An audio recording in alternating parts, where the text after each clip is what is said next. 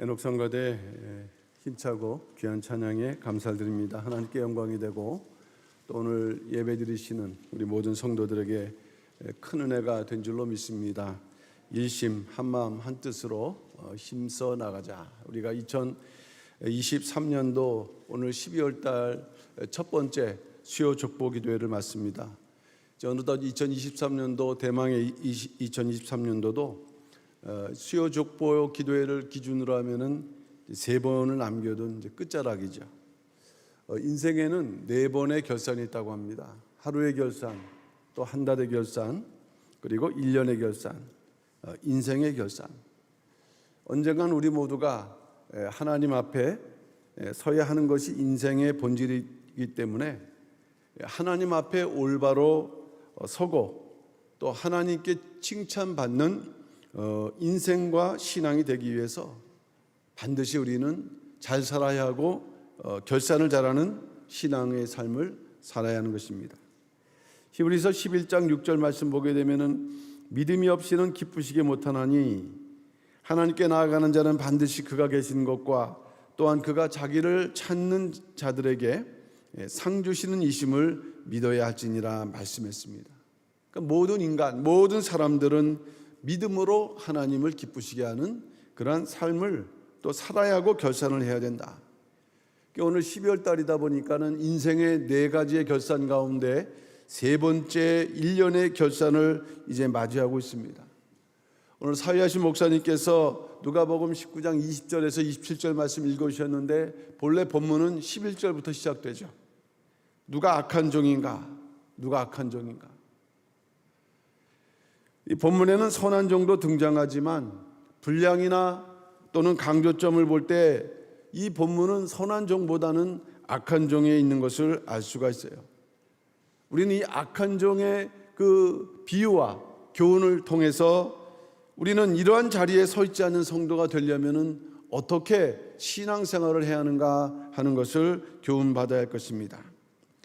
그렇다면 오늘 제목처럼 누가 과연 악한 종인가? 첫 번째 대지로 달란트 비유와 문화의 비유에 대해서 말씀드리고자 합니다. 달란트 비유와 문화의 비유. 이 달란트 비유, 신약 성경에서 결산에 대한 대표적인 비유는 마태복음 25장에 등장하는 달란트 비유입니다. 마태복음 25장 14절에서 30절에 기록된 이 달란트 비유는 시기와 또는 그 강조점에서 내용에서 문화의 비유하고 전혀 다르요. 이 달란트 비유의 말씀은 예루살렘에 입성하신 마지막 고난주간 중에 권위의 날에 말씀하신 내용이 되겠습니다. 그리고 달란트 비유의 주인은 종들을 불러서 자기 소유를 재능대로 어떤 사람에게는 금 5달란트, 어떤 사람에게는 2달란트, 어떤 사람에게는 1달란트를 주고 떠났는데 이 결과를 보니까는 5달란트를 받은 사람은 5달란트를 남겼고 2달란트를 받은 사람은 2달란트를 받았지만은 이 1달란트 받은 사람은 웬일인지 땅에 그 달란트를 감춰둠으로 다시 그 있는 그대로를 주인에게 돌려줬다는 것이 내용이 되겠어요. 여기에 비해서 문화의 비유는 오늘 본문에 기록되어 있는데 누가복음 19장 11절에서 시작된 이 문화의 비유는 예루살렘이 아니라 예루살렘에 가까이 나오실 때 말씀하셨습니다. 삭개오의 집에서 말씀의 은혜가 뜨거워지니까 하나님의 나라가 당장 나타날 것이라고 이 어떤 종말에 대한 그 기대를 가졌던 이 분위기 속에서 예수님께서 문화의 비유를 말씀하신 것입니다. 내용은 어떤 귀인이라고 그랬습니다. 귀인, 그냥 어떤 사람이 아니라 귀인이 왕위를 받으러 먼 나라로 떠나서 다시 올 때까지 자기의 종들 10명을 불러서 한 문화씩 총 10문화를 주면서 야, 내가 돌아오기까지 장사하라. 내가 돌아오기까지 장사하라. 이 명령을 했습니다. 근데 그 결과는 또 달란트 비유랑 다르죠.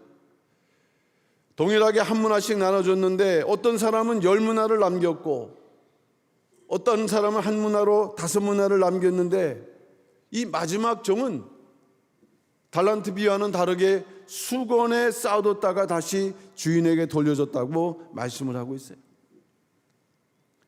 우린 이 비유의 차이점에서 교훈을 얻을 수가 있습니다. 그렇다면 달란트 비유의 내용은 무엇입니까? 달란트는 하나님께서 인간에게 그 각자에게 주신 재능을 상징을 하고 있어요. 맡겨주신 재능에 대한 그 인간의 삶의 결산, 여러분 각자에게 하나님께서 재능을 주셨는데 그것을 가지고 하나님께 영광을 돌리는 사람이 있는가 하면 그것을 평생 땅에 묵히고 살아가는 재능이 뭔지도 모르는 사람이 있다는 것이에요.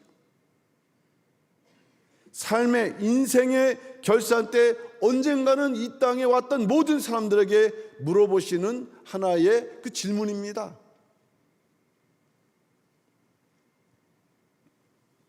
열 문화가 한 문화씩 이렇게 주어졌다고 한다면 달란트는 차등 있게 나눠줬다고 그랬습니다. 그것은 하나님께서 인간마다 각각 재능을, 그릇을 다르게 만드시고 또 재능을 다르게 주셨다는 말씀이에요. 디모데후서 2장 20절 말씀 볼 때 큰 집에는 금과 은의 그릇이 있을 뿐이요 나무와 질그릇도 있어 귀 쓰는 것도 있고 천이 쓰는 것도 있나니, 큰 집 하나님의 집이죠. 거긴 큰 그릇도 있고 작은 그릇도 있고, 우리가 물을 마실 때 큰 그릇에는 물이 많이 들어가요. 작은 그릇에는 그만큼 들어갑니다. 근데 작은 그릇이 큰 그릇에 들어가는 것만큼 물을 달라 하게 되면요, 물이 이제 차고 넘쳐서 물이 그냥 없어지는 거죠. 하나님은 각각 그 사람마다 재능을 주시고 그것에 대해서 사람은 그저 하나님께서 그 주신 재능에 따라 충성되게 되면 일하는데, 사람들은 왜 저 사람한테는 5달란트를 줬는가에 더 관심이 많은 거예요. 본질이 아니죠. 고린도전서 4장 2절 그리고 맡은 자들에게 구할 것은 충성이니라. 신앙에서 또는 성경에서 재능은 또 직분을 의미하기도 합니다. 하나님께서는 사람의 중심과 능력을 아시고 그에 따라서 재능을 주셨는데 5달란트, 2달란트, 1달란트로 나눠주신 것은 그 사람에게는 차이 나는 것처럼 보이지만은 하나님께서는 그 사람에게는 분량껏 주셨기 때문에 결과적으로는 동일하다는 것입니다.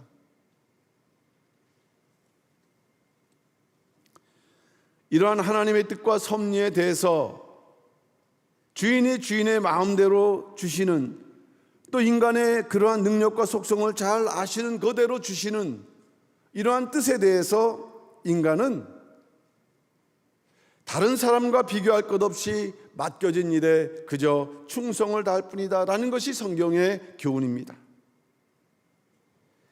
달란트를 남긴 종들이 지체 없이 이 2달란트, 5달란트를 남긴 종과 1달란트를 이렇게 받은 그러한 종의 차이는 뭐냐 하면은 이 5달란트, 2달란트를 남긴 종은 지체가 없었어요.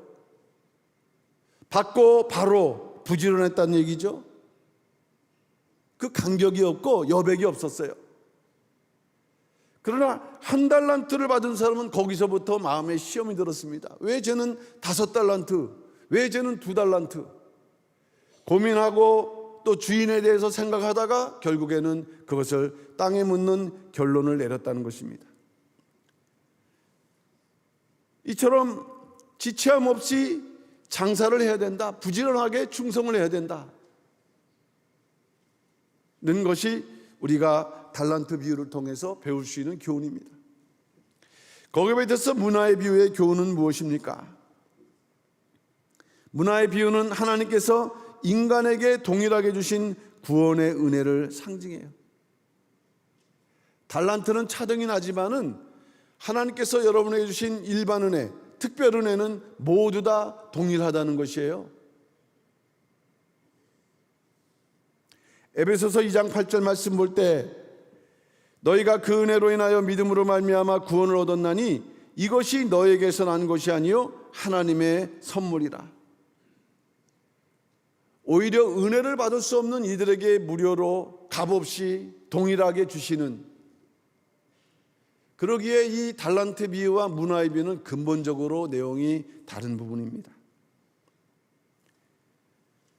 내가 돌아오기까지 은혜의 장사를 하라, 이 명령을 하고 계시는 것입니다. 이것은 주님이 다시 오실 때까지 끝까지 받은 바 된 그 은혜와 사랑에 대해서 변절이나 배반하지 말고 끝까지 은혜를 지키고 은혜를 보답하는 삶을 살라, 문화의 비유 속에 담겨있는 교훈이 되겠습니다. 시편 116편 12절 말씀 보면은 시편 기자가 이런 고백을 하죠. 여호와께서 내게 주신 모든 은혜를 내가 무엇으로 보답할꼬. 그 은혜에 대한 감사가 있을 때는 내가 무엇으로 보답할꼬 하는 인생의 삶이 돌아가는데, 한 달란트 받은 종, 한 문화를 받은 그 악한 종은 왜 쟤는 저렇게 많이 줬고 사랑을 받았는가? 거기에 인생을 소비하고 있는 거예요. 이 우리의 모습일 수도 있습니다. 달란트 비유가 맡겨주신 직분에 충성을 다하라는 교훈이라면, 문화의 비유는 값없이 동일하게 주신 은혜로 구원을 완성하기까지 변함없는 믿음을 끝까지 지킬 것을 명령하고 교훈하는 그런 비유가 되겠습니다. 그럼 우리는 어떤 종이 되어야 되는가? 선한 종과 악한 종이 등장하고 있는데, 문화의 비유에 등장했던 종들에게 주인은 명령했죠. 내가 다시 돌아올 때까지 명령했던 것처럼 주인이 다시 돌아오기까지 변함없이 믿음을 지키며 구원 완성을 위한 신앙의 노력을 게을리하지 않는 칭찬받는 종이 되어야 된다. 이러한 모든 성도님들 다 한 문화 가운데 10문화 또는 5문화를 남겼던 그러한 착한 종같이 칭찬받는 종이 되시기를 주님의 이름으로 축원합니다. 큰 두 번째는 문화의 비유에 나타난 복음의 장사. 이 문화의 그 비유에는 야 가서 장사하라 그랬습니다. 그 장사가 뭘 말하는 것일까요? 그것은 복음의 장사예요. 주인은 종들에게 내가 돌아가기까지 장사하라고 명령했다고 누가복음 19장 13절은 말씀을 하고 있습니다. 그 종 열을 불러 은 10문화를 주며 이르되 내가 돌아오기까지 장사하라 하니라. 장사는 무엇일까요? 물건을 싸게 사서 좀 더 비싼 값으로 팔아갖고 이윤을 남겨서 또 그 이윤으로 똑같은 행위를 반복해서 결국 많은 이득을 얻는 상행위를 말씀하고 있어요. 근데 복음의 장사는 무엇일까요? 이윤을 남기기 위해서는 보다 일찍 물건을 사러 가야 되겠고, 일찍 일어나는 새가 그 많은 그 음식을 먹지 않습니까? 또 늦게까지 또 수고하는 거예요. 거저 얻는 것이 아니라는 말씀이죠. 이 말씀에 순종해서 우리가 많은 이득을 얻기까지.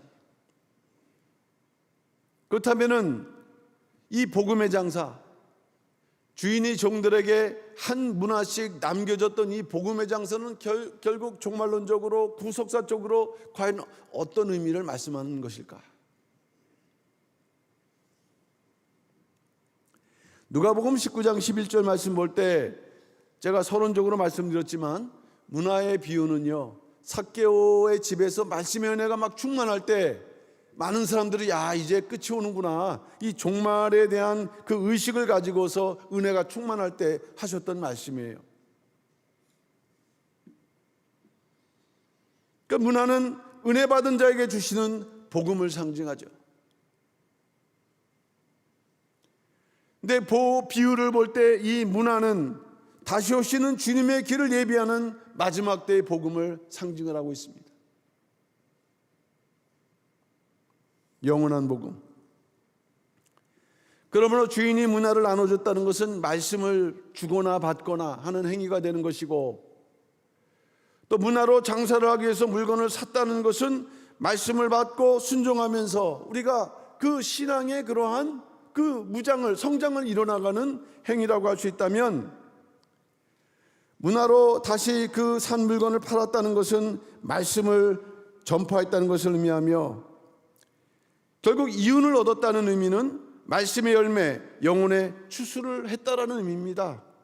요한복음 4장 36절, 거두는 자가 이미 삭도 받고 영생에 이르는 열매를 모으나니라고 말씀한 것처럼, 결국은 이 복음의 장사의 이유는 영생의 열매를 말씀하고 있습니다. 그런데 이 문화의 비유를 잘 보시면 10배의 결실을 얻은 그러한 종과 5배의 결실을 얻은 종이 다 칭찬받지만, 진짜로 칭찬을 받은, 인정을 받은 종은 10배의 결실을 얻은 종이에요. 10배의 결실은 복음의 장사를 성공적으로 주님의 그 기준에 맞춰서 성공적으로 감당했다는 의미가 되는데, 우리가 열이라는 숫자의 의미를 아지 않습니까? 충만수. 복음의 완성, 구원의 완성이 이루어진 것을 상징하는 수입니다. 이것은 시간적으로 볼 때는 마지막 때가 되었다는 것이죠. 마태복음 24장 14절, 이 천국 복음이 모든 민족에게 증거되기 위하여 온 세상에 전파되리니 그제야 끝이 오리라. 이 문화의 비유는요, 종말론적인 비유예요. 이 구속사가 다 담겨져 있는 비유입니다. 공간적으로는 땅끝까지 복음이 전파된다는 것을 말씀했어요. 사도행전 1장 8절, 오직 성령이 너에게 임하시면 너희가 권능을 받고 예루살렘과 온 유대와 사마리아와 땅끝까지 이르러 내 증인이 되리라 하시니라. 말씀의 뜻, 그 구속사적인 의미에서 보게 되면은 말씀이 응하는 때가 되었다는 것이에요. 요한계시록 17장 17절 말씀 보게 되면은 하나님이 자기 뜻대로 할 마음을 저에게 주사 한 뜻을 이루게 하시고 저희 나라를 그 짐승에게 주매 하시되 하나님 말씀이 응하기까지 하심이니라. 말씀의 뜻이 시간표가 있는 것이지 영원히 흘러가는 게 아닙니다. 이사야 선지자는 이러한 복음의 장사가 성공적으로 이루어질 때가 되면은 열방은 빛을 따라, 열왕은 비치는 광명을 따라 나올 것이라고 예언하고 있습니다. 이사야서 60장 4절 말씀이죠. 그리고 이사야서 60장 5절 말씀 보게 되면은 사면에서 많은 무리가 달려 나올 것이라고 예언을 하고 있습니다. 내 눈을 들어 사면을 보라. 무리가 다 모여 내게로 오느니라. 내 아들들은 원방에서 오겠고 내 딸들은 안기 올 것이라. 그야말로 원로 목사님께서 말씀하신 대로 열방이 춤추며 달려오는 그 사실 그 원론적인 그 근본적인 말씀입니다. 문화를 받은 종들이 열 문화를 남길 때 주인이 오셨어요. 복음의 성취, 구속사의 완성, 마지막 때 이루어질 하나님의 말씀의 역사입니다. 그러므로 착한 종은 주인이 다시 오신다는 그 믿음을 가지고 있어요. 내가 다시 올 때까지 그 믿음을 갖고 있습니다. 그리고 최대한 이윤을 남기기 위해서 복음의 장사를 열심히 했던 자들입니다.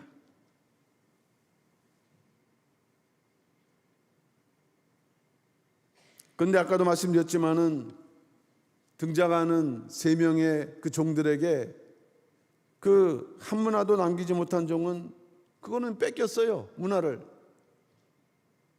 그런데 5달란트 남은 종에게도 분명히 그거에 대한 대가를 주셨지만은 칭찬은 오직 한 문화, 10문화를 남긴 종에게만, 야 잘했다,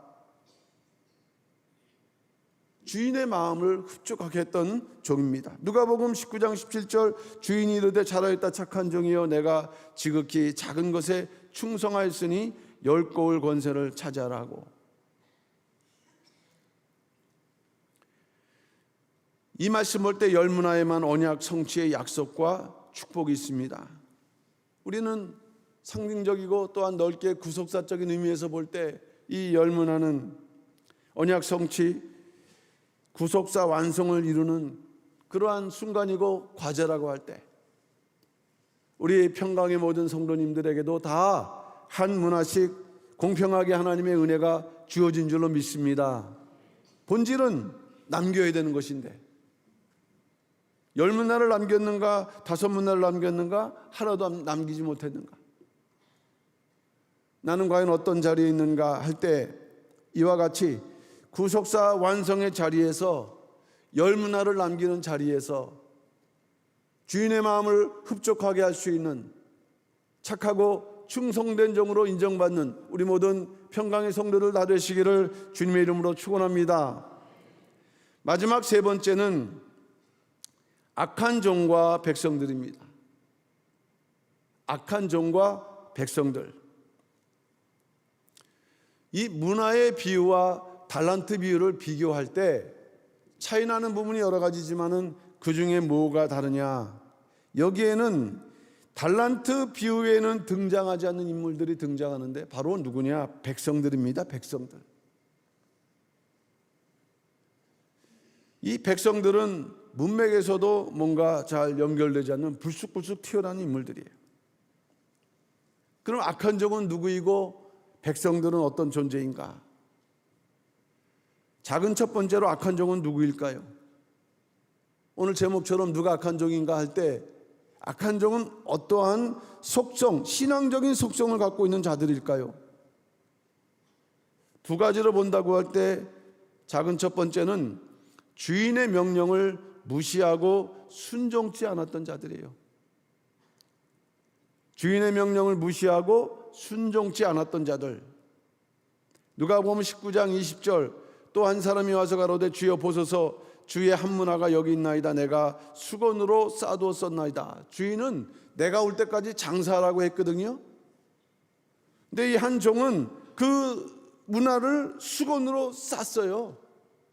주인과는 전혀 다른 방법과 길을 가고 있었던 것이죠.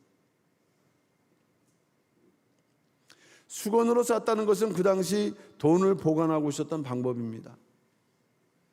이건 뭐냐면 수건을 싼 이후에 한 번도 고민하지 않고 그대로 그냥 두었다는 것을 말씀을 하고 있어요.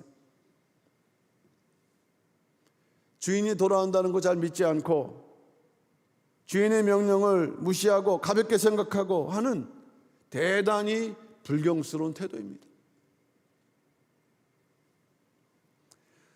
작은 두 번째로 볼 때 이 사람은 주인이 어떤 분인지를 몰랐어요.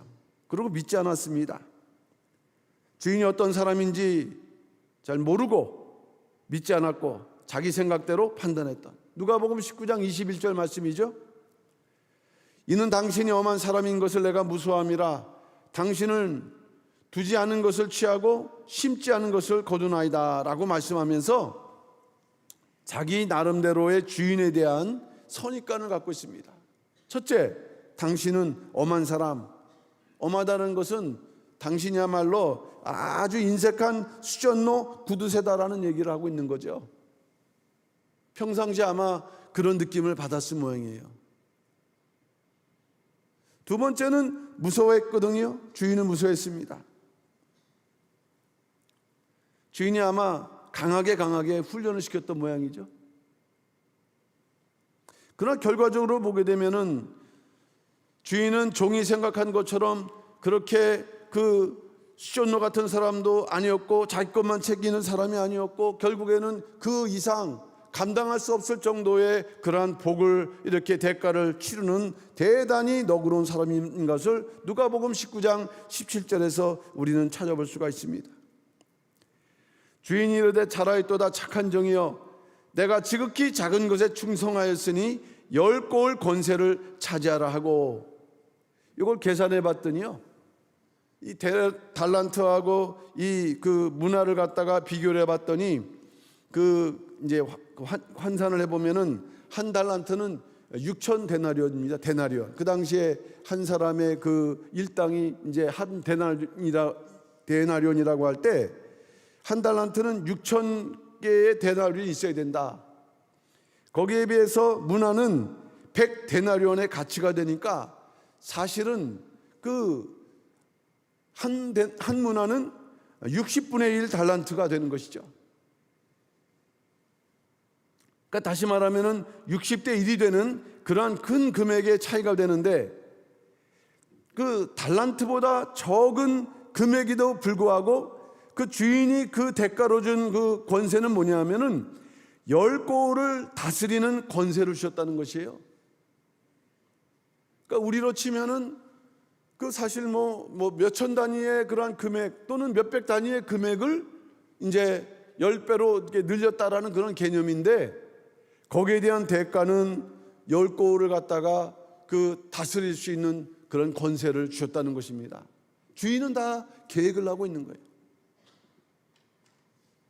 어느 때까지는 엄하게 했을지 모르지만은 그 믿음의 과정을 이룬 다음에는 감당할 수 없을 만큼의 복을 부어주실 그러한 너그러운 주인을 발견하지 못했어요. 겉으로만 사람을 봅니다.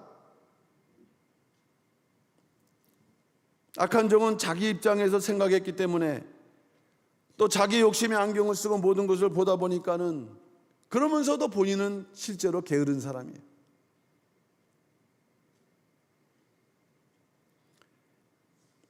이에 비해서 신앙은 본질상 자기의 입장을, 자기의 주장을 내세우기보다는 하나님의 뜻을 받아들이고 또 자기의 것을 포기하는 길을 가는 것이 진정한 신앙의 길이라고 할 수 있겠습니다. 마태복음 16장 24절 말씀이죠. 이에 예수께서 제자들에게 이르시되 아무든지 나를 따라오려거든 자기를 부인하고 자기 십자가를 지고 나를 좇을 것이니라. 그 신앙의 길이 있어요. 그 말씀의 그 도의 길이 있습니다. 그 길을 걸어가되 끝까지 걸어가야 되는 길, 이게 바로 열 문화를 남긴 그 종들의 길이에요. 오늘날 저나 여러분들도 우리가 지금 열 문화를, 한 문화를 받고 이거 아니지만 그 이상의 그러한 은혜를 받은 존재라는 것을 믿으시길 바랍니다. 그 길을 걸어가고 있는 거예요. 중요한 건 완주하느냐. 어느 때 영상을 보게 되면은 결승전 그 앞에서 다 이긴 줄 알고 손 들고 있다가 그 뒤따라오는 사람을 못 본 거예요. 마라톤인데. 얼마나 개인적으로 원통하겠지만 그 다음부터 국가의 적이 되는 거 아니에요? 원수. 끝까지 방심하지 않고 묵묵히 가야 될 길이 신앙의 길인데, 수시로 판단하고 머리 돌리고 자기의 이익을 생각하고, 그러니까 주인은 너무 이상한 존재예요. 아이 그냥 저 은행에다 맡기지 왜 이런 걸 맡기고 귀찮게 시리, 이런 그 마음가짐으로 그 주인의 뜻을 헤아리지 못합니다. 불평하지 말라는 이유가 그런 거 아니겠어요? 그 다 이렇게 돌아가고 있는데 보는 족족 판단하고 불평하고 반대하고 그 이상의 하나님의 그런 흐름 속에서 가는 것을 우리는 봐야지, 모든 것을 자기의 어떤 입장에서 볼 때 안 맞으면 이게 틀린 거고, 자기 맞으면 하나님의 뜻이고, 이 악한 종의 속성은 신앙의 길을 너무 벗어나는 것이에요. 사도 바울은 우리에게 본이 되어서 나는 날마다 죽노라 고백하면서 고린도전서 15장 10절에서 이렇게 고백을 하고 있죠. 그러나 나의 나 된 것은 하나님의 은혜로 된 것이니 내게 주신 그의 은혜가 헛되지 아니하여 내가 모든 사도보다 더 많이 수고하였으나 내가 아니요 오직 나와 함께 하신 하나님의 은혜로다. 제가 지난번에만 말씀드렸는가요? 어제의 은혜로 우리가 오늘을 살 수 없다 그랬어요. 어제 많은 수고를 하고 많은 헌금을 했다 할지라도 신앙은 오늘입니다. 현재 교회가 이렇게 어려울 때 이렇게 앞장서서 때때로는 부딪히면 또 장로님들이 그렇게 막 앞장서서 수고하니까는 성도들이 그 큰 은혜를 또 받으시더라고요.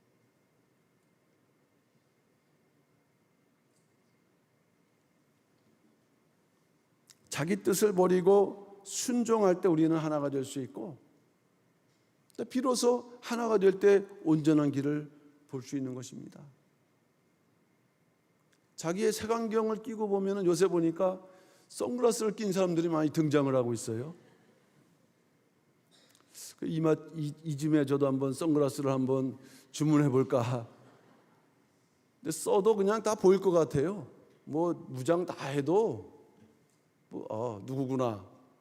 윤곽이 딱 나오니까.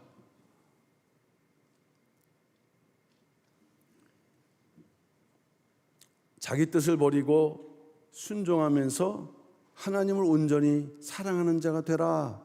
이게 바로 악한 종을 통해서 우리에게 주시는 그 교훈입니다.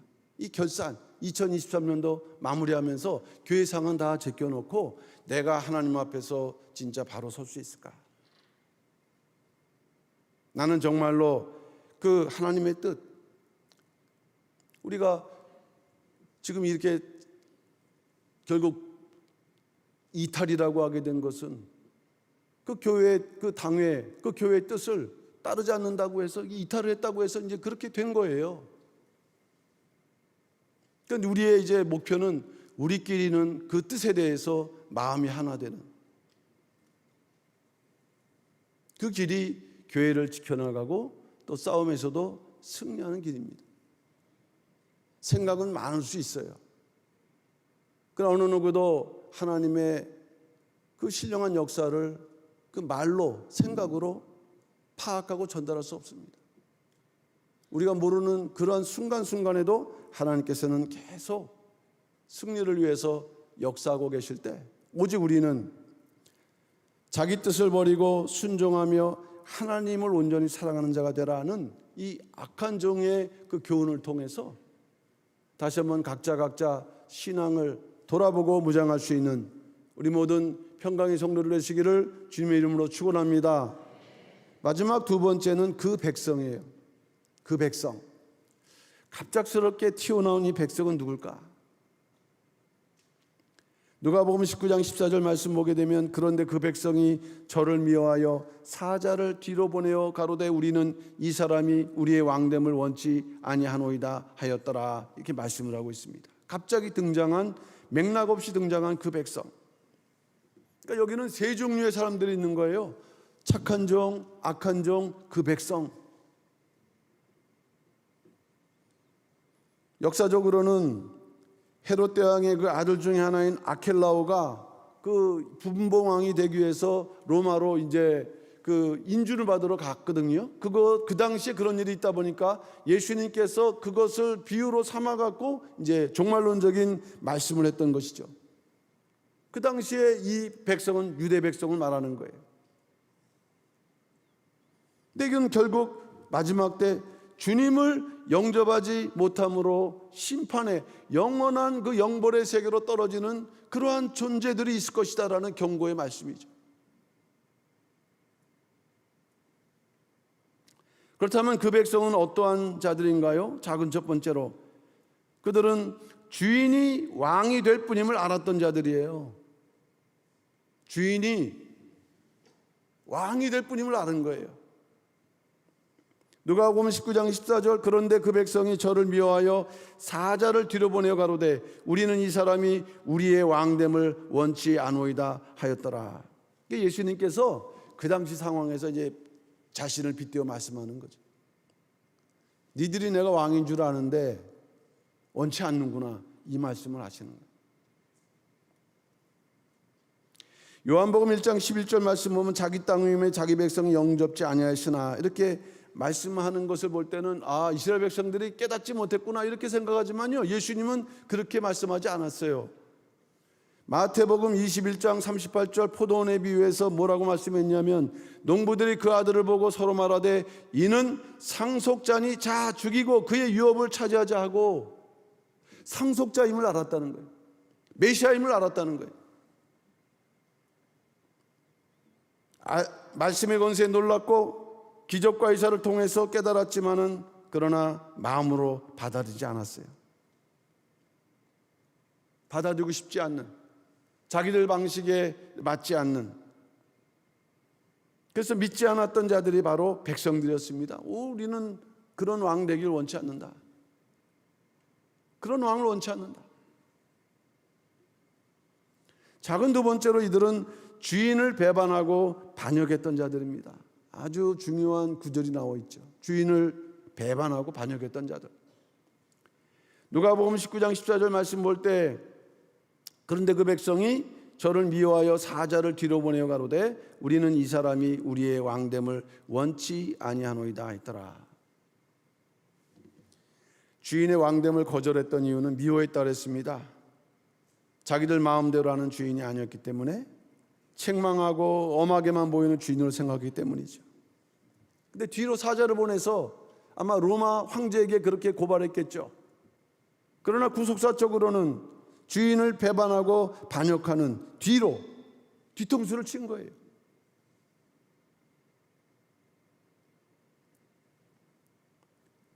백성은 머리로 알았지만 마음으로 믿지 않는 자들이었습니다. 그 백성들은 입으로는 아버지라고 외쳤지만 행동으로는 그 행치 않은 사람들이에요. 마태복음 7장 21절 나더러 주여 주여 하는 자마다 천국에 다 들어갈 것이 아니요 다만 하늘에 계신 내 아버지의 뜻대로 행하는 자라야 들어가리라. 여기 나오는 그 백성들, 입으로만 주여 주여 하는 자들. 우리는 그런 자가 되어서는 안 됩니다. 왜냐? 이들의 결과가 너무 처참해요. 누가복음 19장 27절 그리고 나의 왕됨을 원치 아니하던 저 원수들을 이리로 끌어다가 내 앞에서 죽이라 했느니라. 한 문화도 남기지 못하고 돌려줬던 사람은요, 그 문화를 뺏기는 것에 끝났지만 이 백성들은 더 그 주인에게 분노를 일으켰어요. 어떻게 했습니까? 내 앞에서 뭐합니까? 죽이라. 주인이 너그러운 사람인데 죽이라. 영원한 심판, 영벌을 상징을 하고 있습니다.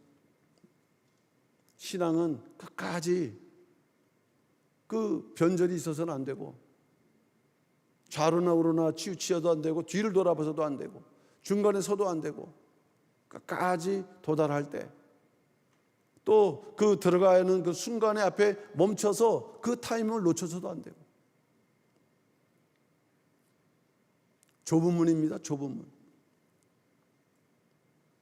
우리가 지금 좁은 문을 향해서 걸어가고 있을 때 한 문도 낙오됨 없이 끝까지 약한 종 그 백성들의 교훈을 통해서 반드시 우리는 칭찬받는 그러한 하나님의 자녀의 입장에서 승리하는 우리 모든 평강의 성도들 되시기를 주님의 이름으로 축원합니다. 결론적으로 말씀드립니다. 마지막 결산의 시기를 맞이하면서 문화의 비유를 통해서 우리가 잊지 말아야 될 교훈, 첫째는 은혜를 잊지 말고 보답하는 삶을 살라. 은혜를 잊지 말고 보답하는 삶을 살라. 둘째는 복음의 장사를 충실하게 해서, 구속사 말씀의 복음의 장사를 충실하게 해서 10배 이익을 남겨라. 그 열방이 춤추며 달려오는 그 역사를 이루라. 마지막 세 번째는 끝까지 배신하지 않는 신앙의 길을 걸어가라. 마지막 결산을 우리가 바라보면서 2023년도 다시 돌아오지 않습니다. 우리가 굳건히 그 자리를 지킬 때 반드시 우리의 신앙으로, 하나님 역사하심으로 우리의 개인뿐만 아니라 더 나아가 가정과 교회, 더 나아가 이 나라 민족이 평안한 복을 받는다는 믿음으로 끝까지 이렇게 악한 종의 반열이 아니라 착한 종의 칭찬받는 충성된 종의 반열에서 끝까지 믿음으로 신앙의 경주를 기쁨으로 완주할 수 있는 우리 모든 평강의 성도들 다 되시기를 주님의 이름으로 축원합니다. 기도하겠습니다. 사랑의 아버지 하나님 감사드립니다. 오늘 2023년도 마지막 12월 달 첫 번째 수요 족보 기도회로 이렇게 또한 대면 예배로 저희들 드릴 수 있도록 허락하시니 진심으로 감사드립니다. 2023년도도 이제 끝을 바라볼 때 그동안 결심하고 노력했던 많은 모든 것들 남은 시간 동안 잘 결산할 수 있는 그런 믿음의 성도를 다 될 수 있도록 역사하여 주시옵소서. 은혜를 보답할 수 있는 성도가 될 수 있도록 인도하여 주시옵소서. 복음의 장사를 성공적으로 마칠 수 있는 성도가 될 수 있도록 역사하여 주시옵소서. 또한 불이익이 오고 핍박이 오고 어려움이 온다 할지라도 반드시 어떤 배반이나 반역하지 않고 오직 끝까지 순종하면서 믿음의 길을 완주할 수 있는 믿음의 승리자가 될 수 있도록 역사하여 주시옵소서. 모든 것을 믿고 맡겨 탁드리면서 사랑 많으신 예수님 이름 받들어 감사 기도 올려옵나이다. 아멘.